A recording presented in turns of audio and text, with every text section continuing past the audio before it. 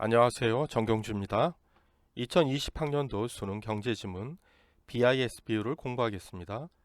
유럽의 스위스에 있는 바젤에 있는 BIS 즉 국제결제은행 건물입니다. 이 지문은 바젤 위원회가 제정한 은행 감독 기준인 바젤 기준 즉 BIS 비율을 다루고 있습니다. 바젤 기준은 바젤 1, 2, 3로 변화했습니다. 마지막 문단입니다. 바젤 기준이 여러 번 나옵니다. 이 글은 바젤 기준을 다루고 있네요. 국제법에서 일반적으로 조약은 국가나 국제기구들이 그들 사이에 여기에 지켜야 할 구체적인 권리와 의무를 합의하여 창출하는 규범입니다. 그리고 국제관습법은요, 국제사회 일반이 받아들여 지키고 있는 보편적 규범입니다. 그러니까 위반하면 제재를 통해서 국제법의 효력을 확보합니다. 반면에 경제 관련 국제기구, 이를테면 바젤위원회 같은 데서 어떤 결정을 하였을 경우에 이 결정사항, 그러니까 경제 관련 국제기구에서의 결정사항, 그러니까 바젤 기준, 즉 BIS 비율 규제가 그 예입니다. 결정사항 자체는 권고적 효력만 있을 뿐이지 법적 구속력은 없다. 즉 제재는 없다. 이것이 일반적입니다.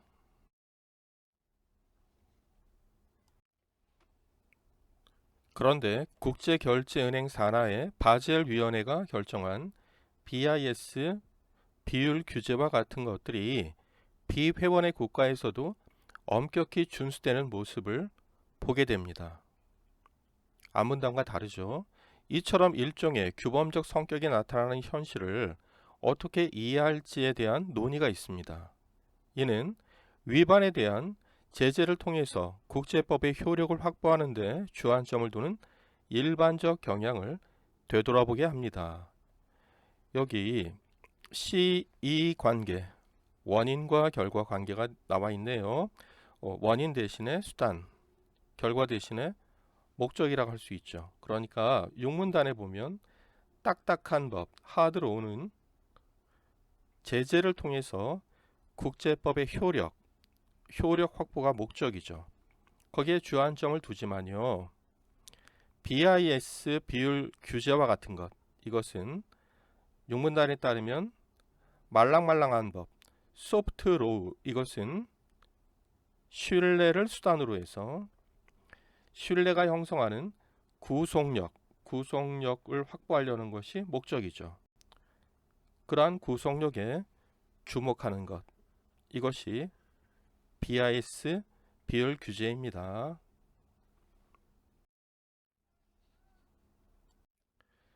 BIS 비율은 은행의 재무 건전성을 위해 이것을 유지하는 데 필요한 최소한의 자기 자본 비율을 설정하여 궁극적으로 예금자와 금융 시스템을 보호하기 위해 바젤 위원회에서 도입한 것이다 그랬습니다. C2 관계 원인과 결과 관계로 되어 있네요. 여기 자기 자본 비율, 이것을 수단으로 해서 이것을 설정하거든요.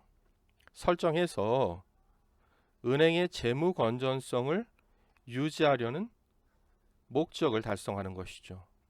그런데 은행의 재무 건전성은 목적이면서 다시 수단이 됩니다.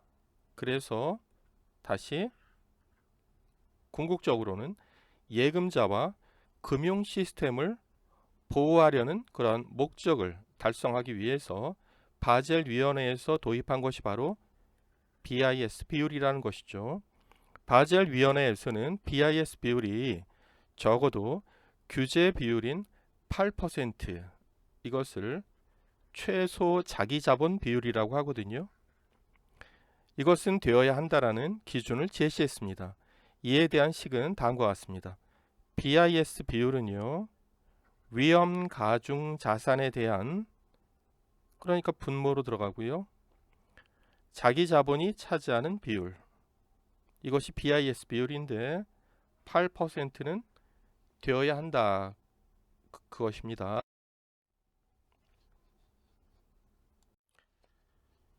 여기서 자기 자본은 은행의 기본 자본, 보완 자본 및 단기 후순위 채무의 합입니다. 여기 자기 자본은요. 이거의 합입니다. 단기 후순위 채무니까 빚은 빚이지만 급하지 않기 때문에 자기 자본에 단기 후순위 채무를 집어넣었는데요. 바젤 3에서 단기 후순위 채무를 자기 자본에서 이제 제외시켜 버립니다. 뒤에 나와요. 위험 가중 자산은 보유 자산의 각 자산의 신용 위험에 대한 위험 가중치를 곱한 값들의 합으로 구하였다 그랬습니다. 뭐라고요? 여기에 자산 곱하기 위험 가중치 이렇게 곱해서 그 합이 이렇게 하면 구해진다는 건데 4번 문제의 보기를 보면요. 위험 가중 자산을 이렇게 길게 말하지 않고 위험 가중치를 반영하여 산출한다고 간략하게 정리했거든요. 위험 가중치는 자산 유형별 신용 위험을 반영하는 것이다 그랬습니다. 그러니까 유형만 따지는 거예요. 기준이 하나인 거예요. 국채인지 회사채인지 이 국채 회사채별로 나눠서요. 신용 위험을 반영하는 것입니다. 그게 위험 가중치인데요. OECD 국가의 국채는 국가가 발행한 채권이죠. 0%입니다. 국가 부도가 나지는 않을 테니까 0% 했고요. 회사가 발행한 채권은 위험성이 크니까 100%로 가중치를 높게 획일적으로 부여했습니다. 다음입니다.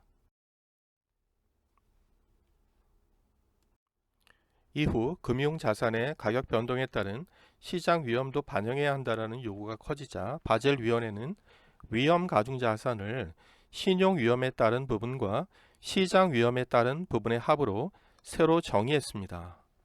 이것과 이것의 합으로 정의했다는 거예요.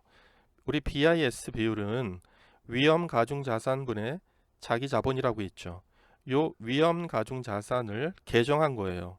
신용 위험 플러스 시장 위험으로. 신용 위험의 경우와 달리 시장 위험의 측정 방식은 감독기관의 승인하에 은행의 선택에 따라 사용할 수 있게 하여 바젤 1 협약이 1996년에 완성되었다 그랬습니다. 그러니까 바젤 1 협약에서는 여기 은행이 시장 위험을 선택할 수 있게 된 거죠. 그렇지만 신용 위험에 대해서는 은행이 선택할 수 아직 없습니다. 이 신용 위험은 은행이 바젤 2에 가서야 선택할 수 있게 되거든요. 뒷문단에 나옵니다. 참고로 신용 위험은 채무 불이행, 디폴트 위험을 뜻하는 것이고요. 시장 위험은 시장 가격의 변동 위험인데 몰라도 됩니다.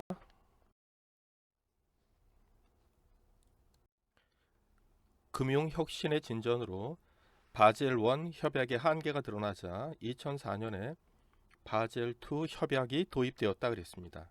그러니까 바젤 2가 바젤 1 협약의 한계를 이제 보완하려고 도입된 것이기 때문에 바젤 2 협약이 더 복잡하고요.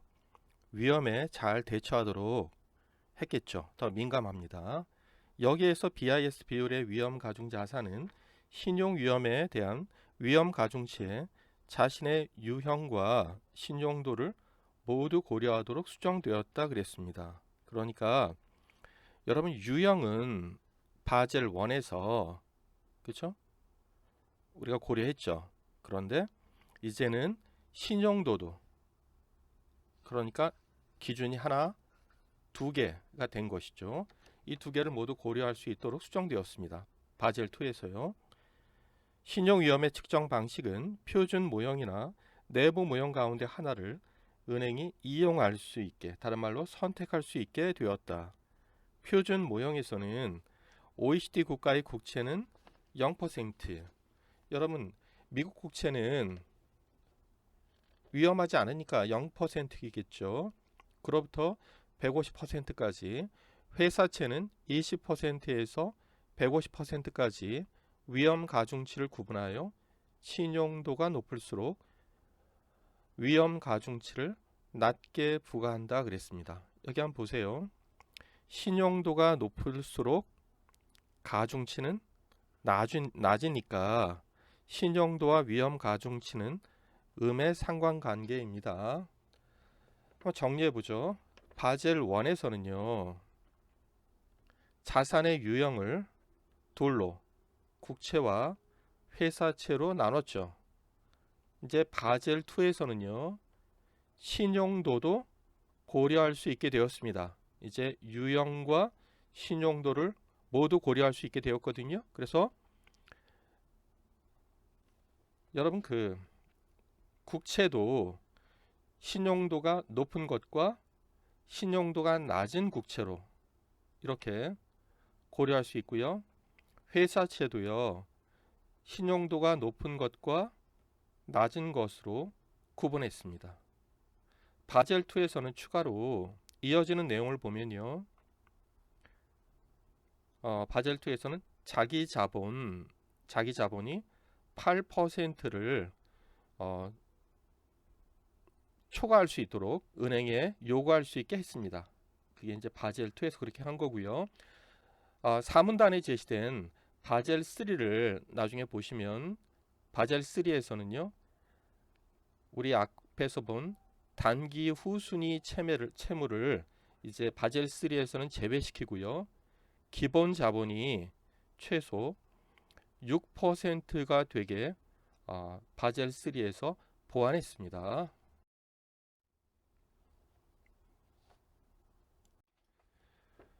예를 들어서 실제 보유한 회사채가 100억 원인데 신용위험 가중치가 20%라면 그러면 20%니까 신뢰할 수 있는 신용도가 높은 회사채네요. 위험 가중자산에서 그 회사채는 20억 원으로 계산된다. 내부 모형은 은행이 선택한 위험 측정 방식을 감독기관의 승인하에 그 은행이 사용할 수 있도록 하는 것이다. 또한 감독기관은 필요시 위험 가중 자산에 대한 자기 자본의 최저 비율이 그랬죠. 여러분 여기에 에 대한이라고 나왔잖아요. 에 대한이면 그 앞에 부분은 분모로 쓰고 에 대한의 뒷부분은 분자에 쓰면 됩니다. 그러니까 위험 가중 자산 이것이 분모고 자기 자본은 분자가 되는데 이것의 최저 비율이 규제 비율을 초과하도록 여러분 규제 비율은 8%죠. 이것을 초과하면 은행의 재정 건전성이 양호하겠죠. 그래서 초과하도록 자국 은행에 요구할 수 있게 함으로써 자기 자본의 경직된 기준을 보완하고자 했다 그랬습니다. 그러니까 실제로 국내 은행의 자기 자본 비율은 15%에 달합니다. 이렇게 되면 은행의 부도 위험이 감소하겠죠.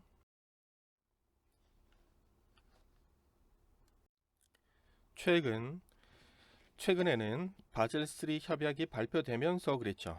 여기서 말하는 최근은 2010년이라고 할 수 있어요. 2007년에 서브프라임 모기지 사태가 있었거든요. 서브프라임 모기지는 주택담보대출이죠. 그 원리금을 갚지 못하게 되었습니다. 그래서 2008년 이후에 세계 금융 위기가 왔는데요. 현재 바젤 3를 적용하고 있습니다. 그래서 우리나라는 2013년에 바젤 3를 도입했어요. 그래서 바젤 3 협약이 발표되면서 단기 자본에서 단기 후순위 채무가 제외되었다 그랬습니다. 여러분 단기 자본은요. 주주들이 투자한 돈이라고 보면 되는데 몰라도 됩니다.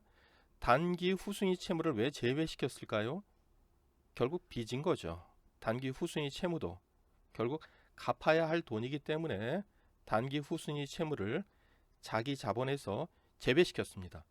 또한 위험 가중 자산에 대한 기본 자본의 비율이 최소 6%가 되게 보완하여 그랬죠. 자기 자본의 손실 복원력을 강화하였다 그랬습니다. 여러분 이 기본 자본이 중요한 거예요. 이 기본 자본이 낮으면 회사를 공격적으로 경영하게 됩니다. 왜 그러냐 하면 회사가 망하더라도 경영자는 기본 자본만 날리면 되기 때문에 그런 거거든요. 이것이 최소 6%는 돼야 된다. 이게 바젤 3에서 보완한 겁니다. 여기 한번 봅시다. 바젤 3에서는요. 자기 자본은 아까 8% 이상 돼야 된다고 그랬죠. 그런데 기본 자본 플러스 보완 자본해서 바젤 3에서는 이 기본 자본이 6% 이상은 돼야 된다라고 이거를 강화했다는 말이에요. 그러니까 이를테면 보완 자본이 3%면 기본 자본은 5%면 되겠죠. 그러면 8%니까 이거는 안 된다는 겁니다. 기본 자본은 6% 이상이어야 된다는 것이죠. 이처럼 새롭게 발표되는 바젤 협약은 이전 협약에 들어있는 관련 기준을 개정하는 효과가 있다. 이렇게 말했습니다.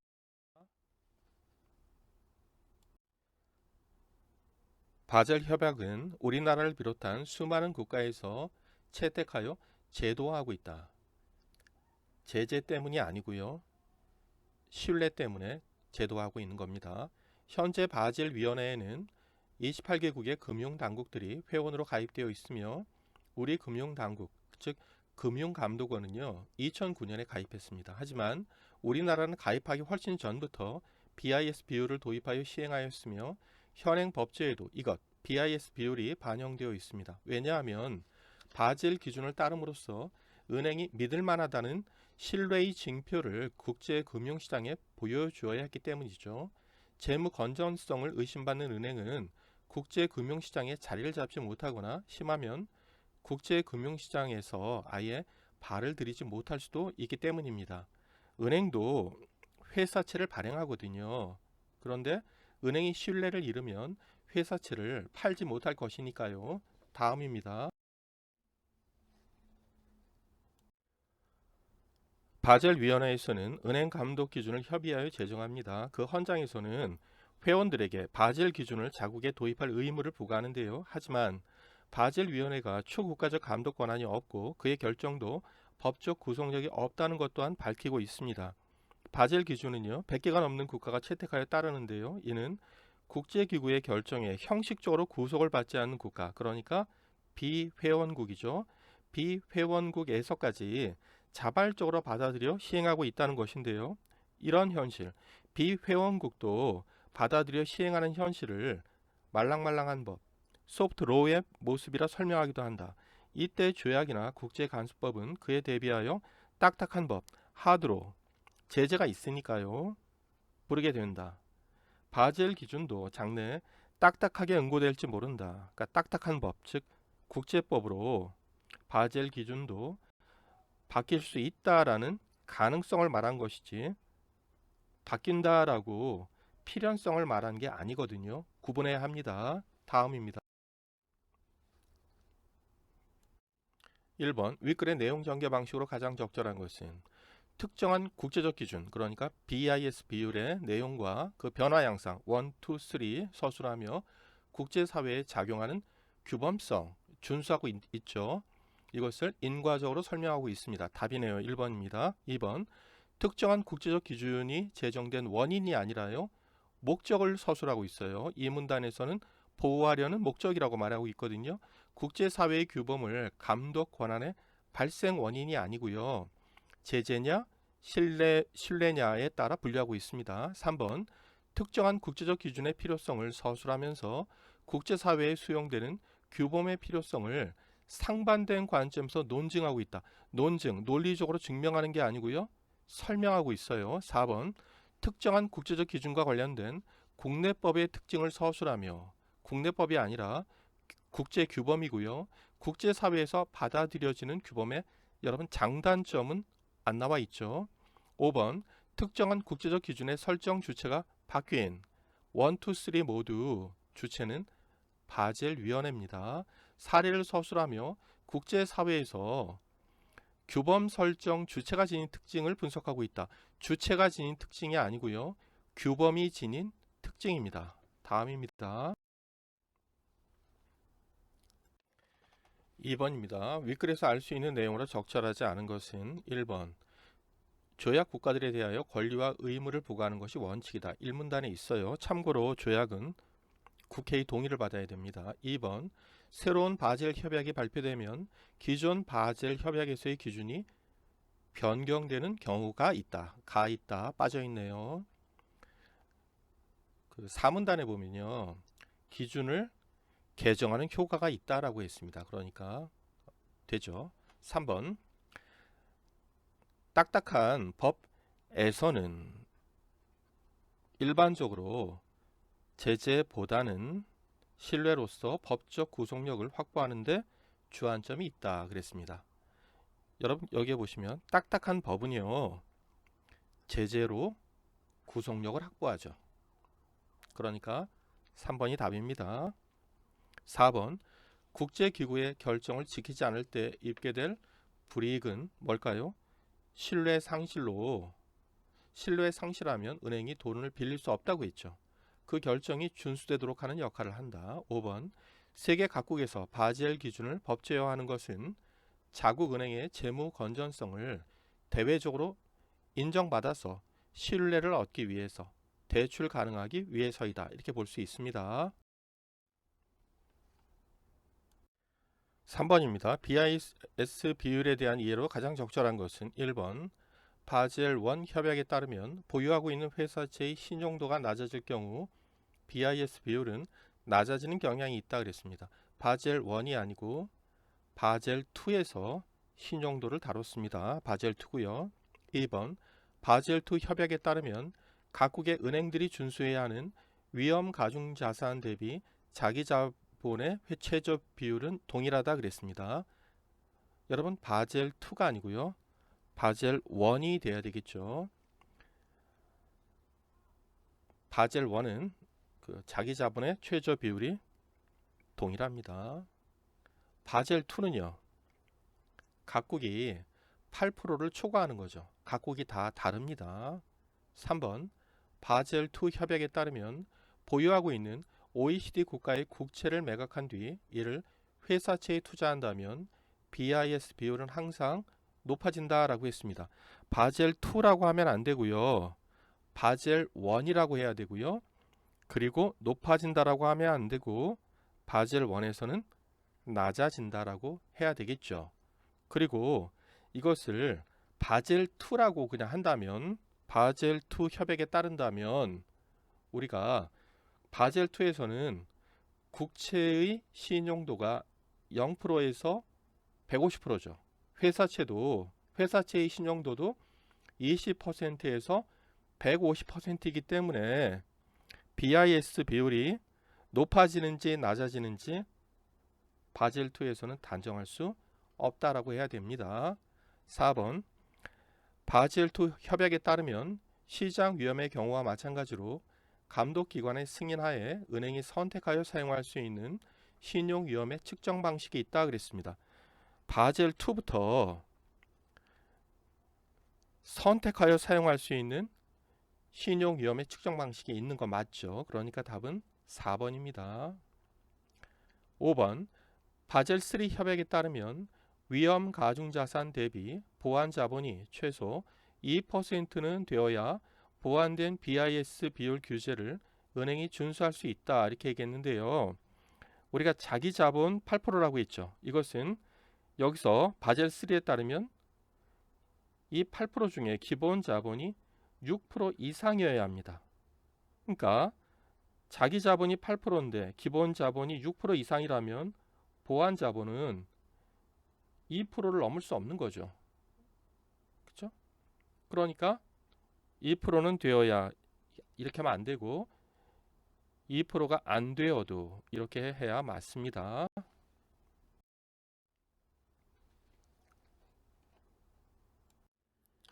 4번입니다. 윗글을 참고할 때 보기에 대한 반응으로 적절하지 않은 것은 그랬어요.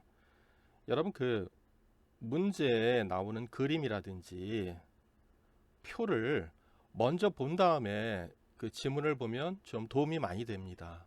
그러니까 그림이나 표가 나오면 먼저 보세요. 여기 보시면 자기 자본은 기본, 보완, 단기 후순위 채무로 되어 있구나 바로 보이잖아요. 그렇죠? 그리고 위험 가중 자산에는 신용 위험에 따른 것하고 시장 위험에 따른 것이 있구나. 바로 정리되어 있죠. 또 신용 위험에 따른 것은 국채와 회사채로 되어 있구나 라는 것을 우리가 바로 확인하고 글을 읽을 수 있거든요. 갑은행이 어느 해 말에 발표한 자기자본 및 위험 가중 자산은 아래 표와 같다고 합니다. 그렇게 됐고요. 이것은 바젤2 협약에 따라서, 그리고 위험 가중치는 50%다라고 했거든요. 이제 보죠. 여러분 자기 자본은요 다 더하면 되죠. 그러니까 50, 20, 40 합치면 110억. 이게 분자로 들어가죠.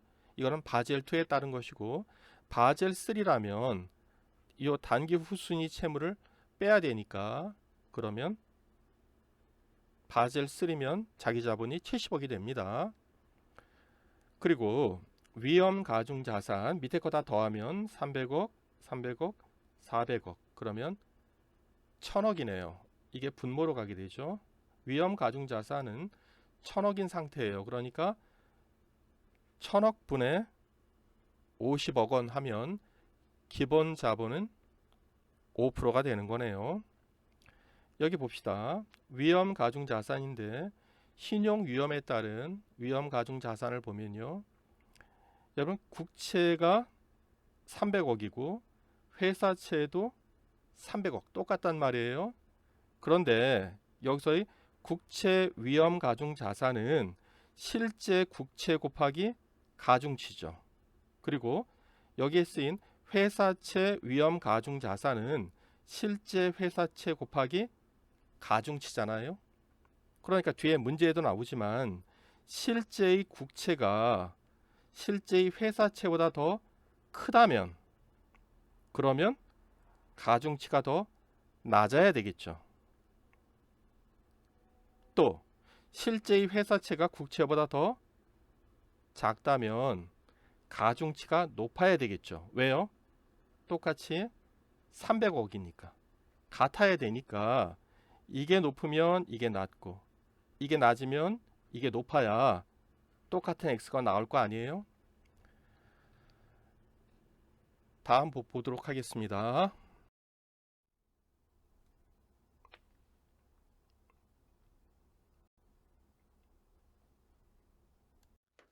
1번 갑은행이 공시한 BIS 비율 11%입니다. 이것은 바젤위원회가 제시한 규제 비율 8%를 상회합니다. 2번 갑은행이 보유 중인 회사채의 위험 가중치가 20%였다면 BIS 비율은 공시된 비율보다 높았겠군 그랬죠. 현재 위험 가중치 50%죠. 50%인데 위험 가중치를 20%로 이것이 내려가면, 그러니까 분모가 내려가게 되면 분자가 그대로라도 분모가 내려갔으니까 BIS 비율은 오르게 됩니다. 갑은행이 보유 중인 국채의 실제 규모가 회사채의 실제 규모보다 컸다면 그랬죠. 이 국채가 회사채보다 더 컸다면 위험 가중치는 국채가 회사채보다 낮았겠군 그랬죠. 가중치는 국채가 더 낮았다 이 말이죠. 지금 국채나 회사채나 300억 금액이 같죠. 그렇죠? 여러분 자산 곱하기 가중치 하니까 양쪽 모두 300억이었단 말이에요. 그러니까 국채의 자산이 더 크면 가중치는 낮아야 되는 거죠. 똑같아야 되니까. 이게 같아야 되니까. 반대로 회사채는 자산이 적으면 가중치는 높아야 되는 거죠. 그래야 이 금액이 같게 되는 거죠. 맞습니다. 4번 갑은행이 바젤1 협약의 기준으로 신용 위험에 따른 위험 가중 자산을 산출한다면 회사채는 600억 원이 되겠군 그랬죠. 이거 바젤2인데요. 회사채 50%로 했습니다. 그래서 300억이거든요. 바젤1이면 회사채는 100%죠. 그러니까 50%가 300억이었으니까 회사채는 100%로 하면 600억이 됩니다. 5번 갑은행이 위험 가중 자산의 변동 없이 보완 자본을 10억 원 증액한다면, 이 보완 자본을 10% 증액한다면 이 말은 필요 없는 말이거든요. 이거 왜 썼을까요? 여러분 틀리라고 쓴 말입니다. 이게 무슨 말이에요? 자기 자본은 기본 자본 플러스 보완 자본이라고 했죠. 근데 여러분 바젤 3 협약에서는 뭐가 보완되었어요?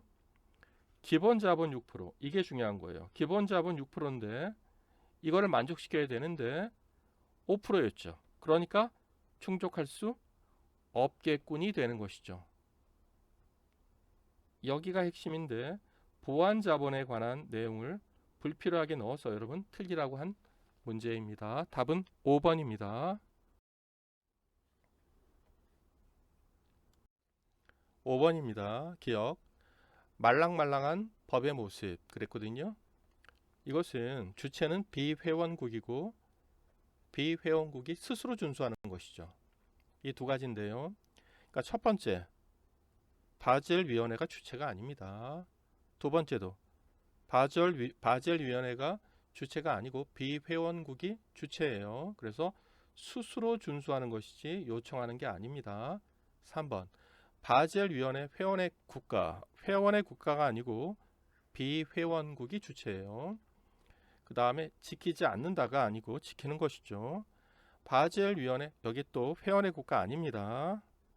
5번, 바젤위원회 회원이 없는 국가에서 바젤 기준을 제도화하여 국내에서 효력이 발생하도록 한다. 그러니까 비회원국 그리고 스스로 준수 맞네요. 왜 준수합니까? 신뢰를 위해 준수합니다. 6번입니다. 문맥상 A에서 E와 바꿔 쓰기에 적절하지 않은 것은 그랬습니다.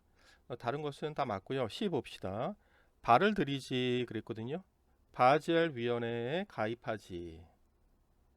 바젤위원회가 아니라 국제금융시장에 이렇게 해야 되겠죠. 가입하지도 아니고 들어가지 해야 됩니다. 고생 많았습니다.